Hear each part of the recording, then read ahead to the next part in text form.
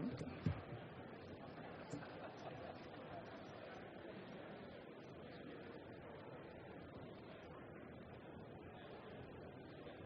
afternoon.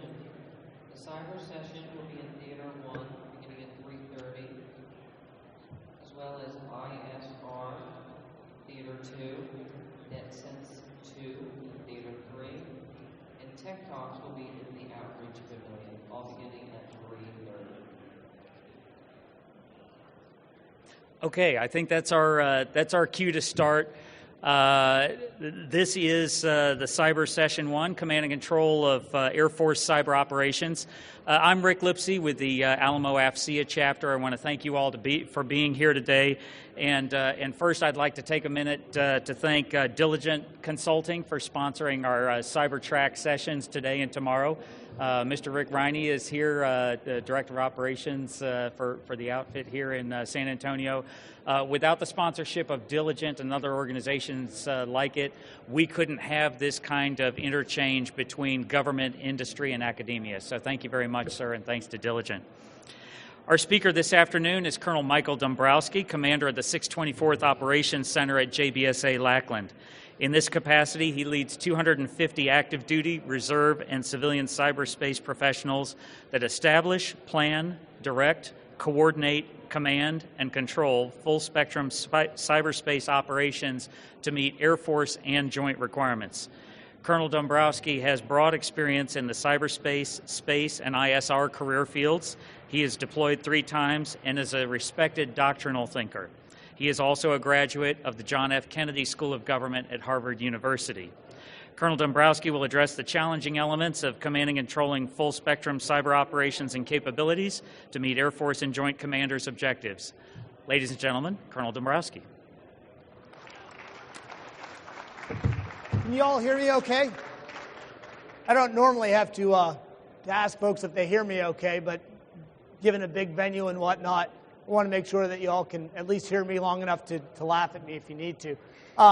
Rick, thank you very much for that opening. I was talking to my wife last night, and I always get a little kind of humbled when I hear people talk about me when they introduce me, and they bring up things like respected doctrinal thinker and fellow from Harvard University, and I'm thinking, man, I hate that. So I was talking to her last night, and I said, hey, babe, I got to tell them that it was like because of my good looks or something. She goes, no, don't do that. I said, what do you mean don't do that? She said, they won't believe you. I'm not quite sure what to take from that, but she said to just kind of roll with it. So I'll roll with it, and thank you very much for that. And let's get on to the slides, and let's talk about what we're doing here. You see, when I took this job a little over 8 months ago, it was about command and control. But command and control for cyber hasn't always been the same kind of command and control that the rest of the Air Force, yet the rest of the military thinks about. So go ahead, give me the first slide, please. So, what do you get when you ask a brand new second lieutenant history major to help build your slides for you? This is what you get. It works out pretty well. Hey, Matt, come over here around in front and let's introduce you a little bit. Guys, can I introduce you to my brand new second lieutenant? Matt, right here. What a great guy.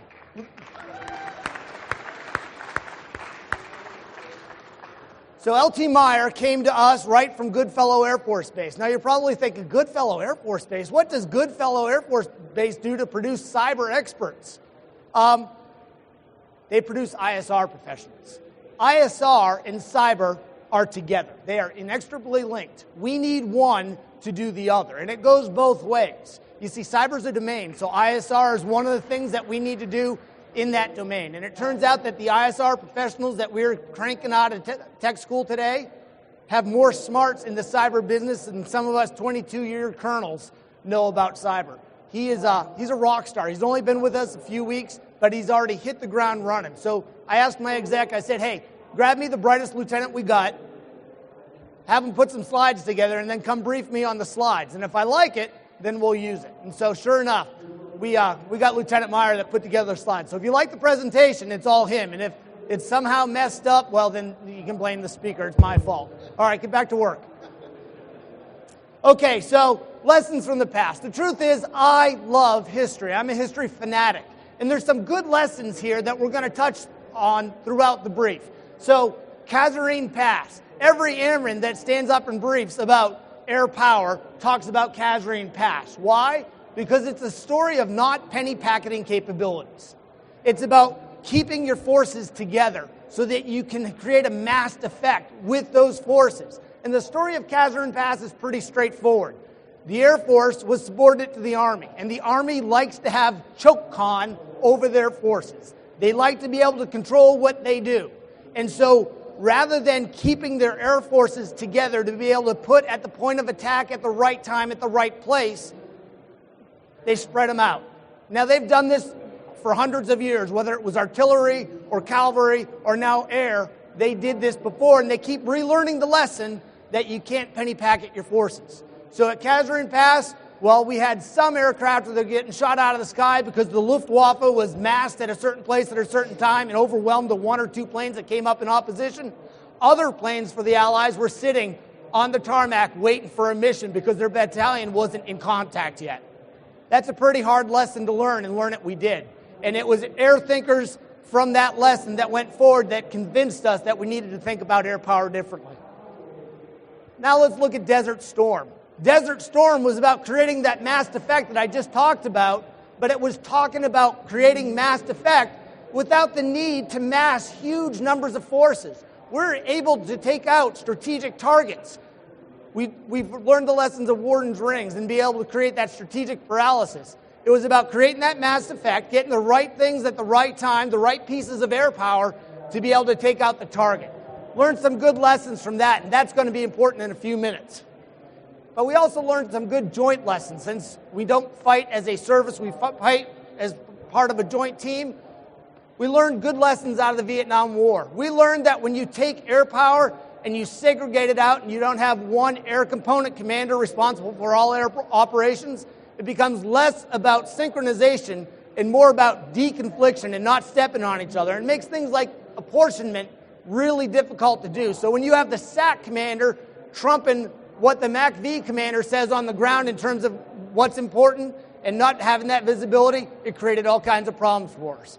And then you look at Desert One. This is one that you don't really hear an airman talk about very much. I'll tell you why it's important to cyber in a few minutes. Desert One taught us that if you don't put your team together, I don't care how good that team is, if you don't bring that team together, work them as part of a cohesive unit to go after a specific mission at a specific time, you're destined to failure. We had some real rock stars from the air component in special operations, the ground, naval. We had all the best of the best for Desert One, but we weren't working them together after one single cause, and we had a disaster at Desert One. That was a bad day for us. We can't learn that lesson again. All right, so I'll talk about that in a few minutes. Slide, please. So here's a quick and dirty mission statement. You already heard Rick talk about this, but I'm a simple guy, so let's keep this simple, shall we? Let's talk about if you can't control it, you can't command it. So if General Wilson wants to understand what's going on with his forces and wants any hope of being able to influence what they do on a day-to-day basis, he's got to be able to reach out and touch them. He's got to be able to direct their actions, and he's got to be able to make decisions about what they do every single day, and then communicate those decisions out to the field. The instrument of that is the 624th Operations Center. So all those words up there are pretty fluffy words, but it really boils down to if you can't control it, you can't command it. Now there's one word that's missing out of here, and we got to get this fixed. We don't talk anywhere up there about synchronization. You see, our job now isn't so much about coordinating and directing and planning as it is about synchronizing operations. It's no longer just cyber for cyber. It's no longer just defensive cyber. It's no longer just offensive cyber. It's bringing them all together to create a cohesive unit to get after what the Joint Force Commander is trying to get after. Okay, give me the next slide, please. So any good commander knows that in order to be successful, you got to understand your terrain. So here's the chart that General Wilson shows regarding his terrain. Now, over on the left side of this slide deck here, you see the part of our domain that we are pretty comfortable with here in cyber. We get this. It feels like home to us. It's all of those networks. It's the NIPRNet. It's the CIPRNet. It's maybe even things like DCGS or the Air Operations Center. Things that look like a monitor, a keyboard, and a mouse. We get that. We know kind of how to defend that. It makes sense to us. Now, we've got a ways to go before we fully operationalize this and get after it, but it feels like home. I would tell you the next part that we're kind of starting to dab our toe into is this base infrastructure piece. This is all those supervisors, SCADA systems, and all the industrial control systems that are out there that manage how we cool our buildings and how we provide electricity and how we put water out there, and the POL that goes into launching jets, make sure that gets out to the flight line at the right time. That's a pretty big deal, and that's also a pretty big vulnerability, because when these were developed, they were developed as a way to be more efficient with the folks that actually do that business. So rather than sending out 100 CE troops to go out and make sure that the buildings are all the right temperature, we hooked them up to a network, and we could do this remotely from the comfort of the CE building. Sounds pretty good, but with that efficiency came a vulnerability. So now we get to try to figure out how to defend it. Third column is the one that's keeping me up at night. It's the one that's keeping my friend Pam Woolley up at night over there in the back. In fact, you weren't falling asleep in this, right? You're okay, good. All right, thanks, Pam. So she's up at night worrying about this, so sometimes she dozes off during the day. But not now. She promised me that. She said she wouldn't do that. So the part that we need to work on right now is this weapon system part. How do we defend the F-35? I don't know. When do we defend it? I don't know. We know it needs to be defended, though, because we know inside that F-35 is a whole bunch of systems that are connected to other systems, both internal to the jet and externally, whether it's talking to other fifth-gen aircraft or talking to the ground, or maybe a maintenance system that interfaces with that maintenance unit that's got a laptop that tells them what's wrong before the plane even lands. All of those things need to be defended. We've got to wrap our arms around this. So this is a pretty diverse set of terrain that we're responsible for. And go ahead and build this out for me now. It really gets at all 5 of the core missions of the Air Force. Everything that we do in the Air Force relies on the networks and the cyber that we are defending every single day. All right, give me the next slide. So General Wilson will say, here's his 5 core missions. This is what we do: build, extend, operate, extend, defend. That's the core missions. He likes to talk simple, like I like to talk simple, so that's what he did. And we fly, fight, and win in and through and from cyberspace. Pretty basic stuff. We're airmen, so we think like airmen. We think in terms of creating air effects. And because of that, it gives us an advantage as we're working in the cyber domain. All right, go ahead and give me the next slide. So here's what we look like. A typical day in cyberspace, this is what we do. We're building networks. We're building capabilities. I see a friend of mine, Major Lynn, back there. He works in the test squadron. And so those capabilities get built, and then his team is the one that goes out there and he tests them. Make sure that they're going to deliver what they need to deliver to create the right effect at the right time. We've got 5th Combat Comm guys. There are folks that are alum from 5th Combat Comm. I see a Combat Comm out there. I'd never call you a 5th Combat Comm guy, though, Yacker. Never would, because I know you think you're better than that. I know you do. Old 3rd Combat Comm group commander alum over there. So shout out to the Combat Comm brothers and sisters doing great things for us. An important part of the team. This is how we get that last tactical mile, making sure that we can get all those networks out to the tactical edge, and they do yeoman's work doing that. Little do people know that these are the same folks that go out and support the Secret Services. They're trying to protect the folks that are running for elective office, or they come and protect the Pope when he comes to visit. Those kinds of things. Important mission that we often overlook because it's not the new part of cyber. Then we've got the operate side of cyber. This is the part where 80% of the 24th Air Force is devoted to that operate line of effort. That's a huge line of effort, and it's something that we are really working hard to get right. I would tell you my battle buddy, Heather Blackwell, is doing yeoman work, bringing order to chaos in that part of the world, and we'll talk some more about that. And then you already met Pam Woolley sitting in the back there. Pam is the person that's got the responsibility for defending our networks. So she's making sure that we do it right, but she doesn't do it by herself, because Chewy France and Roger Vrooman have stood up and they're doing CPT work. So one of the things that we're working hard on is how do we integrate all those things together to create a cohesive defense. And we will talk a lot more about that. And then finally, there's the engage piece. I love the fact that Secretary Carter kind of opened the doors open and said, you know what, this is something that we're going to do. This is something we're going to talk about. we have to be ready. Cyber is a contested domain, and we need to be able to bring it to the adversary in any domain at any time. And so there you go. We are thinking about engagements every single day. All right, slide, please. So pretty diverse missions, pretty important missions, and all of them are very demanding missions. So how do you put your arms around that if you are the organization responsible for doing the command and control of all those diverse mission sets? It takes a lot of effort. It takes a lot of work, and there are some really brilliant people that sat in my chair and in the chief's chair and in the chairs of all the people in today's 624th Operations Center that started to crack the code on how to do this. Now, when we first stood up, the 624th Operations Center was really about being a maintenance operations center. It was thinking about how do we bring a little bit of rigor to this thing that we call AFNet Ops. We did things according to the old 33-115. So, like any good comm guy, we created a monthly maintenance plan. Tried and true, that's what we know. So we ran home and we did monthly maintenance plan. Problem with the monthly maintenance plan is it takes about a month to build. It takes about a month to execute. It takes about a month to assess, and then you got to build it for another month. So that's a 4-month OODA loop for those of you who don't do math in public. That's a long time. That works okay if you're talking about defending against a strategic backhoe, but that doesn't do very well at all if you're talking about defending against a very agile adversary or conducting offensive operations in support of a joint force commander. Those things need a lot faster than, hey, I'll get back to you in 4 months with a plan. What do you think?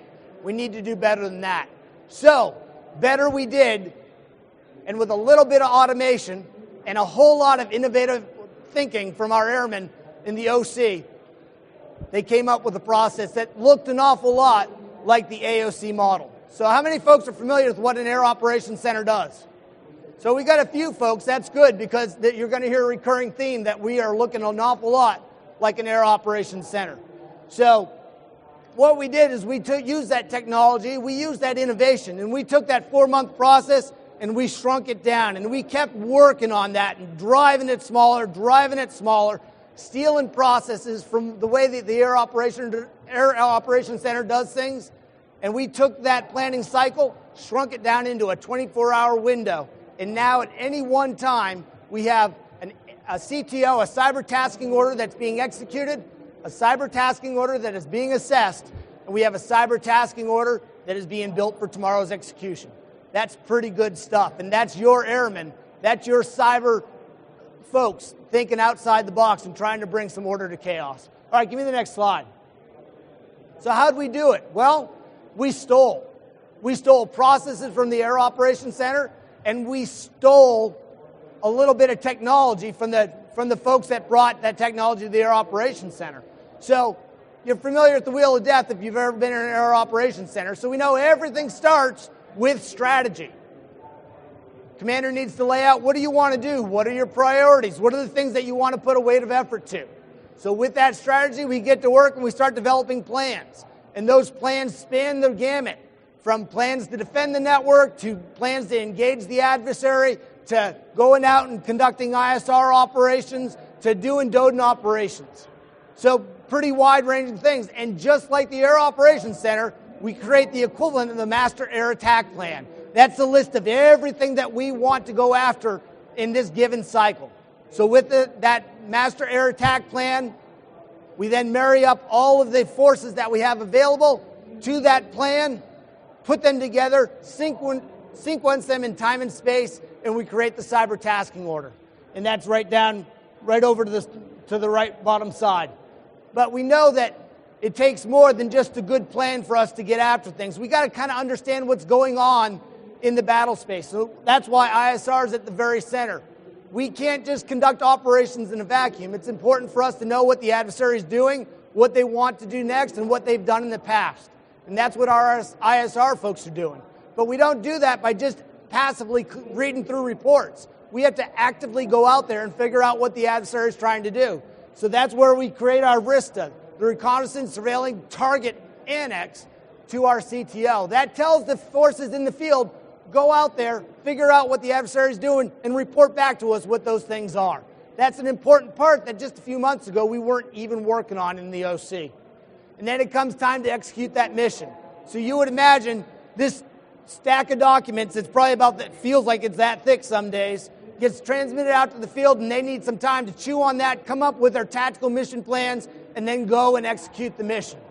We have a current ops division that watches that happen in real time. So when forces fall out, when the adversary exercises his vote and decides to do something we weren't expecting, that current ops division is the team that gets together and figures out how to respond in real time. And then we've got that assessment part.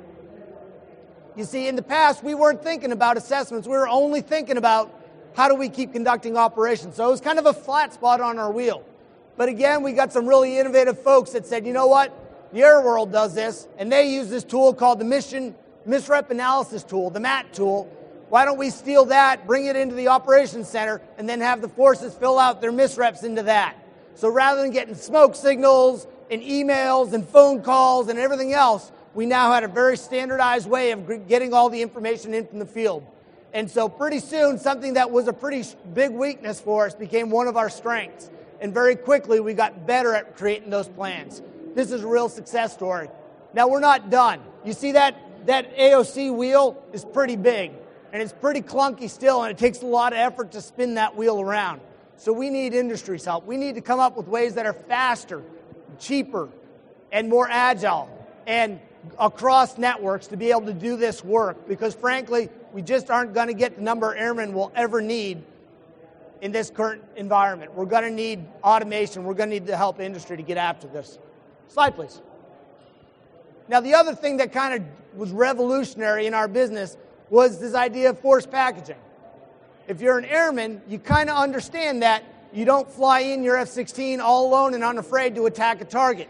That F-16 is part of a force package that includes close air support, that includes combat air patrols, that includes reconnaissance, that includes tankers, that has an AWACS providing battle management. It's part of a team. And because that team comes together at the right place at the right time, that F-16 has a chance of getting in, striking the target, and getting out. For the longest time, we weren't doing this in cyber. It was more like student body right, student body left. Let's just kind of go and ram our head into the wall and see if we can't make this thing work. We did it, but we weren't terribly efficient. So, again, my predecessor, being the smart guy that he was, said, you know what? We need to break these forces up. We got to come up into the smallest unit of deployment that we could possibly manage, figure out how to combine that with the other forces required, and then go after specific missions, go after specific targets to create those effects. So rather than Pam Woolley's 33rd folks trying to get into Barksdale Air Force Base, finding out that, gosh darn it, we don't have access to that firewall. We need to get through that firewall. All right, we'll try again tomorrow. Somebody call Barksdale to see if we can get in tomorrow. And then Barksdale lets them in tomorrow, and they get in and go, okay, so what were we looking for again? Where is it? Well, I don't know. All right, well, we'll get another group of folks to go in there and try to figure out where it is on the Barksdale network, and we'll come back tomorrow. So 3 or 4 days later, we finally get after the problem. Now, instead of that happening, we have that team all together, one place, one time, striking the target, getting out, rolling off a target in a couple hours rather than a couple of days. That's magic, folks, and that's what your OC folks are doing every single day. Slide, please. So let's look at this piece by piece now. We've talked abstractly. Let's talk about defensive cyber operations a little bit. So I talked about some of the lessons from history and about how we need to get after learning some of those lessons. We need to be integrated with other domains. This isn't just air for air or cyber for cyber. In this case, we know that cyber is a contested environment, and we know that we simply don't have enough cyber defensive resources to protect everything all the time against any adversary. We know that we've got to be much smarter than that. So we need to work real hard to make sure that we understand the JFC's scheme of maneuver so that we know where to defend, what to defend, and how to defend it against what adversary so that we can have the best chance at success, so that we can make sure that the JFC, the Joint Force Commander, is getting what he needs out of cyber day in, day out. It just isn't possible anymore for us to take the approach of we're just going to defend everything. So we have to take a more reasoned approach to how we do defensive operations. And the second bullet always gets a rise out of folks. Sometimes the total isn't as great as the sum of its parts. What do I mean by that? During one of the recent exercises, we found out that it doesn't matter how many cyber defenders you throw at a problem, sometimes they overlap and they commit fratricide against each other. So if you roll 2 CPTs onto the same radar, early warning radar, does it mean it's twice as well defended? Nope, it doesn't. I'll tell you, it doesn't mean that at all. If you've got enterprise defenders defending a piece of a cyber terrain and you roll a CPT on top of that, are Pam Woolley's folks going to feel like they've got a better chance of defending the target? Not necessarily. Now, if we're smart about it and we figure out how to synchronize all those different assets so that we cover down on a broader terrain and we're all looking for different things, of course, then the sum is greater. Then the total is greater than the sum of its parts. But if we don't do that operational C2 well, we end up shooting ourselves rather than defending against the adversary. So the other thing I want to talk about is kind of the new way that we're going after this. In the past, it was almost knee-jerk to, we get a tipper, we block, we move on. We get a tipper, we block, we move on. So we need to be more sophisticated about this, and we've done a lot of learning. And we've worked with industry, whether it's Lockheed Martin, USAA, or a host of other mission partners that we have out there. And we've looked at cyber defense as more of a defense against an entire kill chain, whether it's from the initial vector in to the C2 node that tries to reach back to get the bigger payload. We know that you can't just stop in one spot, that you've got to have a defense in depth that gives you an opportunity to interdict that kill chain all along the path. That's an important part of what we're trying to do. And then rather than the operations center focusing in tactically at all the specific blocks and the TTPs that Pam's folks or Chewy's folks or any of the other operations tactical units are doing, we need to take a step back and we need to think more operationally, more at the operational level war about how we're doing cyber defense. If we don't do that, there's a vacuum, and that's where you get into the cyber fratricide of piling too many defenders in one little location. Big takeaway I need for help from industry is that we've got some tremendous silos of information out there.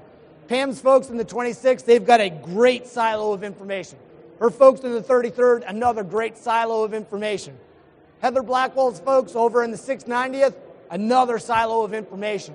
We need to bring all of that information together, distill out all the things that we don't care about, all the chaff, and find those nuggets that give us the information that cues us and tips us off to what the adversary is trying to do next. Really could use industry's help to get after this. Okay. And we're getting better at this. In 2011, we had a rough year. That was a really rough year. We had adversaries that gave us a run for our money, and because of that, we said we got to take a new approach. And that's where we started looking at different C2 processes and tried to get after this. In 2013, the Navy was taken down by an adversary. I won't get into the specifics of who, but they were taken down, and it cost them over $100 million to remediate their network and bring it back online. That was a significant emotional event for the Navy.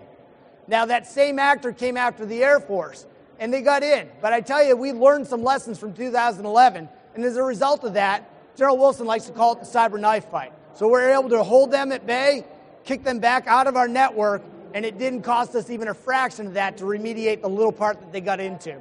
So that was a good news story. That was a matter of we had a common cyber tasking order, and we had well-trained and well-equipped defenders that are able to take the fight back to the adversary. Fast forward a couple more years, and we know he had a little problem with the Joint Staff last summer. Well, that little problem was not just a Joint Staff problem, it was just manifest there first. So while we were responding to that same issue in the Air Force, we had 14 other named operations going on. And we had 3 cyber protection teams that we held in strategic reserve and then offered up to Admiral Rogers so that he could use them anywhere else across the enterprise. That's a pretty good news story for your Air Force, and it's a testament to how far we've come in a relatively short amount of time. Okay. So did I tell you my battle buddy in all of this is Heather Blackwell? She has done an amazing job of running the 690 COG. She was given the opportunity, I guess I'll use that word, opportunity, to try to figure out how to do operational C2 of DOEN operations. My predecessor and Heather's predecessor decided that given the state of what the 624th had in terms of resources, there just wasn't enough for us to get after the operational C2 of DOEN operations. That was a big rock that needed to be carried. So Heather took this as an opportunity, mirrored a lot of the processes that we have in the 624th, and developed the operational planning and the rigor necessary to get after operational C2 of DOEN operations, with things called Skittles and apples and all these other things that I'm not even sure what they all stand for, but the understanding is that this line of operation now has a very clear set of priorities to go after every single day. Now, there are those of us in the audience, and I would count myself as one of those people in the past, that thought that DOEN operations is just maintenance. First, I take offense to the just maintenance thing. As a 3-time chief of maintenance, maintenance is an important part of doing business. But I would tell you that DOEN operations is every bit operational as defensive operations or offensive operations are in the cyber domain today. You see, we need to think about DOEN operations the same way that Pam thinks about defensive cyber operations. It needs to be intel-driven. And I would tell you that DOEN operators are the same coin, just the different side of DCO operators, the defensive cyber ops operators. And if we don't do this well, if we are not well integrated with DOEN operations, with all the other lines of operation in cyber and in other domains, we create real problems for the warfighter. So this takes an operator to think operationally for us to be successful in the future. All right. Give me the next build, please. So here's the part that we've been cranking the midnight oil up over the last couple of months. How do we get after the engagement operations? How do we get after bringing the fight to the adversary? This is tough. Now, we know that there are a lot of rules in this domain for good reason. There are huge effects that this potentially could have, far-reaching effects that can get all the way up to the President of the United States. So there are checks and balances in place that we have to be very careful that we navigate the right way. And it's a pretty contested environment, not just the cyber domain itself, but all of the players who want to have a say in this new operational environment. So you've got your intel community players, you've got law enforcement, you've got other federal agencies, you've got state and local folks that are doing cyber things now. So it's about integrating all of those. I already talked to you about all the policy and legal implications. And then, if that wasn't enough, every service has got their piece of cyber. This is where cyber is different from the air domain. You see, the air domain is really about the Air Force. The Air Force is the preponderance of the force and the ability to see too. In the cyber world, that's just not the case. We have a lot of capability in cyber in the Air Force, but we don't have the only. And we probably don't even have the preponderance of that. Other services bring a lot to this fight. And so every service, every combatant commander has a requirement for cyber, and they have the ability to go after some of those requirements. And so how do you deconflict all of those things? That's a busy job. That could keep me up all night, all day, and probably 3 other people along with me. That's a busy, busy job. But wait, there's more. Go ahead and build this out for me. Cyber by itself is pretty important and a pretty big pill to swallow. But when you think about what the future of cyber is going to look like, how cyber is going to be projected from different platforms, how cyber is going to influence operations in every domain, how every domain is going to be a buyer for cyber requirements. I was out at WEPTAC a couple of months ago, and it's amazing how far cyber has come in a really short amount of time. A few years ago, when you talked about cyber, it was the punchline to a joke. Oh yeah, we'll get cyber to do that for us, and everyone kind of snickered. Well, over the last several years, that punchline has turned into a chorus of folks yelling for, we want cyber. So now, when there's a tough problem and the folks in the other kinetic domains don't know what to do, they kind of throw that cyber pixie dust out and they say, we'll just let cyber do this. It's easy. We'll just let cyber do this. Well, of course it's easy, right? It's easy if you don't have to do it. So there's a huge demand signal, and there's a huge expectation gap for people who think they know almost what cyber can get after for you. So it's about filling that gap, helping to explain to folks what cyber can and isn't quite able to do yet, And then what do we need? What are all those things left of bang that have to happen before we can actually create a cyber effect? And that is a very challenging business. Secretary of the Air Force was out talking on the 624th a couple of months ago, and we were talking about one of our multi-domain operations that included cyber. And I said, you know, ma'am, really cyber's not that hard. It just takes 7 consecutive miracles for us to create a cyber effect from a different platform. But only 7, right? And I said, you know, when's the last time we ever had to worry about weather in the cyber AOC? She goes, well, why do you care about weather in the cyber AOC? I said, well, because if the weather's not good, then the platform that we're trying to project off of isn't going to be there when we need it to be there. So weather matters to us. That was one of the 7 consecutive miracles that had to happen. Now the good news is we had 7 consecutive miracles line up. And the nice thing about miracles is that when they happen once, they tend to happen a little bit quicker, a little bit easier in the future. So we're getting that muscle memory now. And I will tell you that multi-domain operations is always going to be a challenge, but we're starting to figure this out. And so much like an air operations center has a nail or a SOL or a battlefield coordination detachment inside the AOC, we are starting to get those LNOs from other services, from other components, from other COCOMs that are coming to us to say, we need to understand how you do your business, and we want to be a part of it. We've actually sent our first LNO out to the cyber folks so that we have a presence there so that we can do a better job of synchronizing, not just deconflicting, but synchronizing operations. This is a good news story for us. All right, slide please. And like everyone in the DoD, I would tell you everyone in industry, we've got limited resources.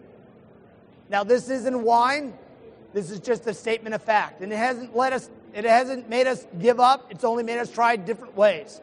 I would tell you, I don't have an appetite for the Big Bang Theory of acquisition anymore. I don't need industry to come in and give me a $100 million solution and in 6 years, roll it out only to find out it gave me about 30% of what I was hoping it would give me. I am looking for that evolutionary approach, that really, really, really fast evolutionary approach that says, give me 6 weeks and I'll get you 1% better. Give me 3 weeks and I'll get you 1% better. I want to start racking up those 1% so that in a short order of time, I can be 15% better than I was, or 30% better than I was 6 months ago, or 100% better at the end of 2 years. That's what I'm looking for. I don't need the Big Bang Theory. I would tell you there are small incremental things, and I am not singing alone. With our cyber foundry that Chewy Franz is running now in the 318th, that's the way we're going to get after this. We're going to bring good ideas in there. We're going to prototype those. We're going to do a military utility assessment. And if it works for us, we're going to try it out. And then we're going to go and write a contract for it. That's how this needs to work. That's how you do acquisition at the speed of cyber. And then you've heard me throughout the brief talk about how we are leveraging the work in other domains. How we have shamelessly, and I'll tell you shamelessly, stolen from the air domain to do cyber operations. We've also stolen from the space domain. In some cases, we've even stolen from the ground. And seen how the Army does things. We're always looking for the next better way to do this. And using that evolutionary approach of 1% better quickly, we're getting there, and this is good news. I would also tell you that we have really poor domain visibility. Now, what does that mean? I hate to say that I don't have good situational awareness because that makes it sound like we're just not doing our job. I would tell you we're trying to overcome this manually every single day. We publish a cyber tasking order. We're in every chat room you could imagine. We're hoping to keep one step in front of what our blue forces are doing so that we can understand how they're arrayed and what they're trying to get after. But that's a hard way to do business. That's a hard way to understand your real domain. I'm looking for some way to visualize what's going on. And that's just blue, right? I need to better visualize what red's trying to do to me. I need to better visualize where I have opportunity to go after the adversary. I don't have that today, and I need a much better way to get after that so my planners create better plans, and so the current ops folks can react to contact much faster than they do today. This is really important. And finally, we know that cyber is uber classified, right? We do a lot of things up at classifications higher than CIPRNet. That's a challenge for us because we know that CIPRNet is where we do operational C2 across every other domain, whether it's maritime, ground, air. we do the preponderance of command and control on SIPRNet. But when your operators are all operating up at networks higher than that, you have to have a way to take what you're trying to do and talk about on SIPR and get it to those operators operating on other networks. I really need industry's help to help crack this nut. This is a tough problem for us, and probably, other than the poor domain visibility, the biggest issue I have today. So I left a few minutes extra for questions. That's all I've got prepared. Subject to questions, that's all I have. Thank you very much.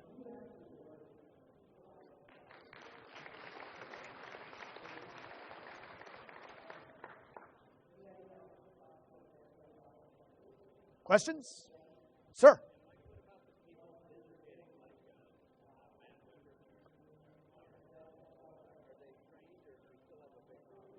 So the question was, how are we doing in assessing ready, trained airmen to get after this new cyber mission? It's a good question, and it's a question that has got attention all the way up to Admiral Rogers and across all the various services. The Air Force is working really hard to assess more people without watering down the training that we're putting our airmen through. And that's a challenge for us, because there is a real push from the highest levels of government to produce faster, to reach capability sooner than what we're projecting. So I would tell you that right now, the airmen that we're getting out of undergraduate cyber training, the 1Bs that we're getting from there, the IQT, the initial qual training that we're sending our airmen through at Hobart Field is meeting today's need. But as that pressure mounts, I'm concerned that we're not going to get that. And I would tell you from a 624th perspective, I love Matt. He does great work for us. But what I really need is Matt in 4 years. Matt that has some experience at another tactical unit, understanding what's going on in that tactical unit, then bringing that experience to the operations center so that A, we have the credibility of, oh yeah, he's been with us. We know he knows what we go through, but also a little bit of the experience to say it can do this, it can't do that over there, and maybe we need to think about putting the puzzle together different ways. So from an OC perspective, I really need people in their second assignment or third assignment to come into the OC.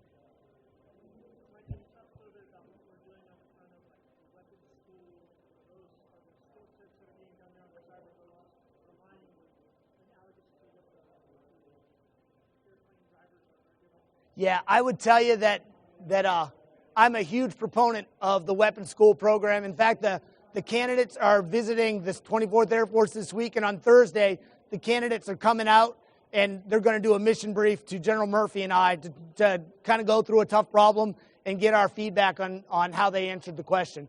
So they are producing really good things. The best part about a weapons officer today is the fact that they are exposed to operations in other domains, that they are exposed to how we do air-to-air operations, air-to-ground operations, space operations. And so they bring that experience of how to do that integration to the operations center and to other tactical units so that they can be real problem solvers instead of just figuring out how to come up with the next tech solution.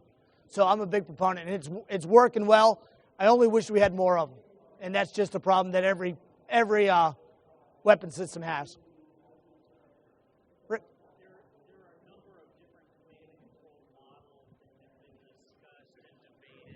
A number of different command and control models that have been discussed and debated, particularly within the joint environment as it pertains to cyber. And so you got some COCOMs that are trying to do C2 through a COCOM established center. Others are looking for U.S. Cyber Command or their components to do that. Can you kind of explain what the state of play is and how does that impact you in the 624th? So I'll explain the state of play for today, and all bets are off for tomorrow. But the way things work today is for defensive cyber operations, the lead sled dog for defensive cyber operations is Joint Force Headquarters DOEN, the artist formerly known as DISA. So they're the ones calling the shots. They're the ones that are supposed to make sure that we don't land 2 CPTs on 1 early warning radar. They're the ones that are helping to do that deconfliction. It's a work in progress. It's a new concept for us. It's a new concept for them. So there's a lot of work being done. I think that will shake out over time. The rub comes in the way that we have apportioned cyber protection teams out to the COCOMs. So whereas the offensive teams, we've got a different model I'll hit on in a second, the cyber protection teams, we reallocated out to the COCOMs and the services. So today, the Air Force has a certain number of cyber protection teams that we can put on Air Force terrain as General Wilson sees fit. Well, combatant commanders have the authority to take their cyber protection teams and move those along as well as they see fit. If you look at STRATCOM, for instance, they're awfully interested in space systems. Well, the Air Force is awfully interested in space systems. So if we don't do a little collaboration, a little coordination, we're likely to send CPTs on top of each other. And so it's right now there are a lot of heroics, a lot of phone calls saying, hey, let's do this and let's not do this. Or you look there and I'll look over here. Or we've got enterprise defenders that are looking at that. Or, you know, maybe we need to stand up an installation defense team, an IDT, that's going to be responsible for the defense of XYZ system, whatever that is.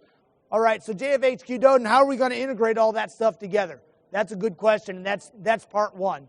The second piece that we're working on is the operate line, and that again is DISA-led, and that's trying to fuse the DOEN operations with JIE. And if you're looking at the JRSS, or you're looking at some of the other things that we're working on right now, trying to come up with a plan to do that across the services, across the COCOMs, also kind of a work in progress. Right now, every service is doing it a little differently. We're a little further ahead, the Air Force thinks. Other services, actual results may vary.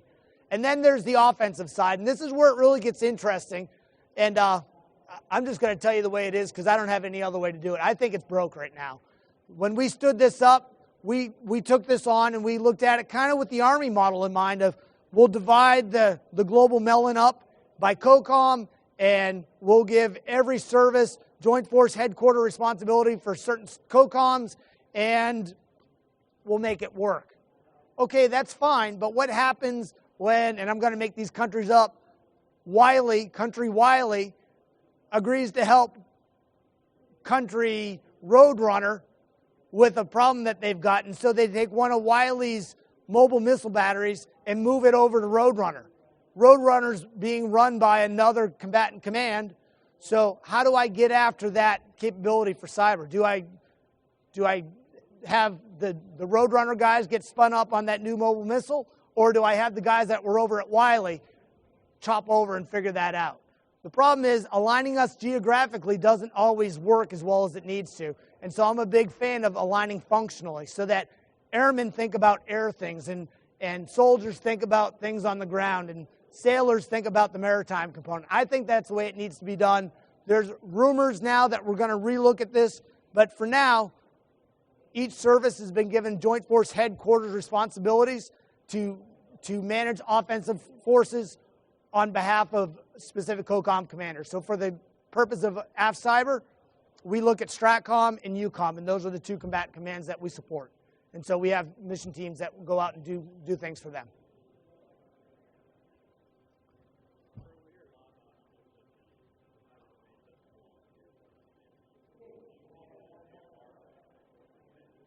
World at all?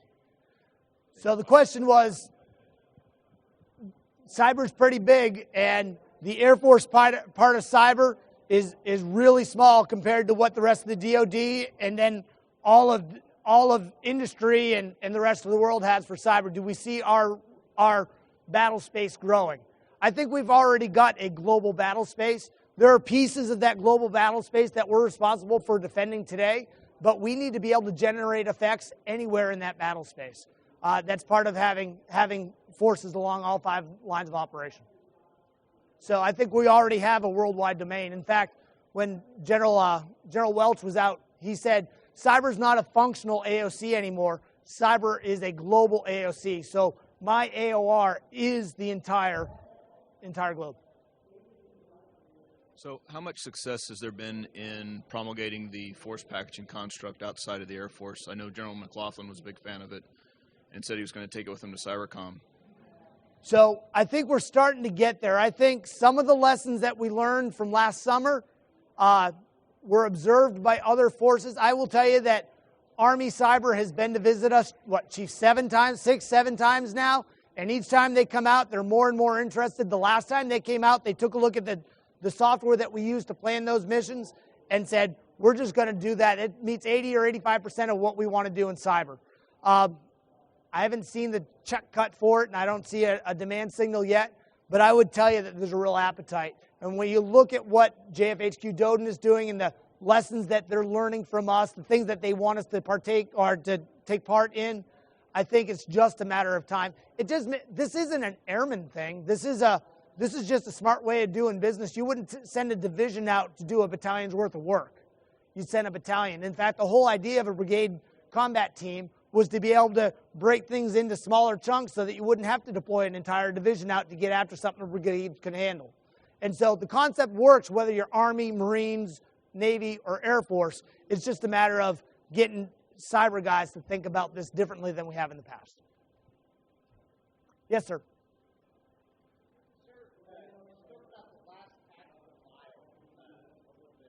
Excuse me. You spoke about the last tactical mile a little bit earlier.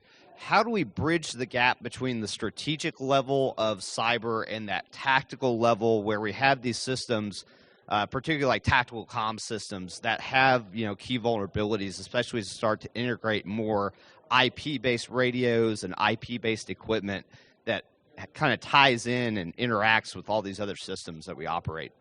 So I think it's a matter of discipline. I mean, you could make the same argument. In fact, I've heard it said that we have strategic soldiers because all it takes is one soldier with a rifle aimed at the wrong person at the wrong time, and you've got a strategic incident.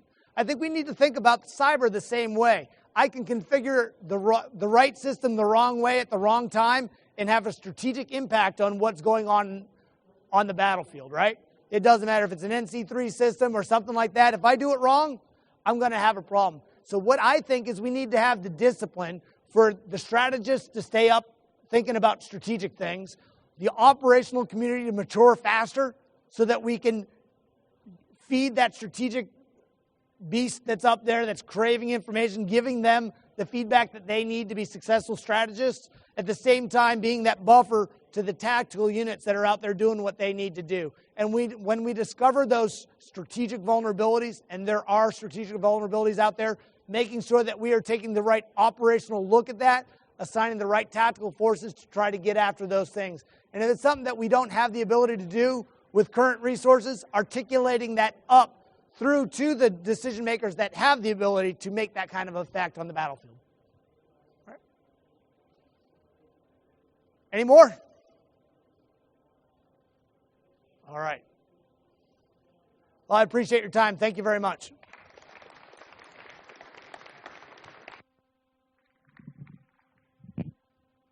So before you sit down, I want to say on behalf of the Alamo chapter of AFCEA and AFCEA International, thank you very much for making time to be with us today. This was very instructive. A lot going on in your domain, so really appreciate it. Thank you. Thank you. Thanks so much. One post announcement. So we've got a networking reception now that's going to kick off in this hall. So take advantage of that. You have some time to go around and talk to the vendors. And then after that, at 6 o'clock, there's an opportunity for casino night. So unfortunately, we've got some signs that say casino night for young AFCEANs. They really should have said casino night by young AFCEANs because that's who's putting it together. But if you go across the street to Casa Rio, you get an opportunity to have some drinks and eats and have a good time with folks. So don't miss that. Again, that starts at 6 o'clock. Thank you all very much. Appreciate you making the time to be here.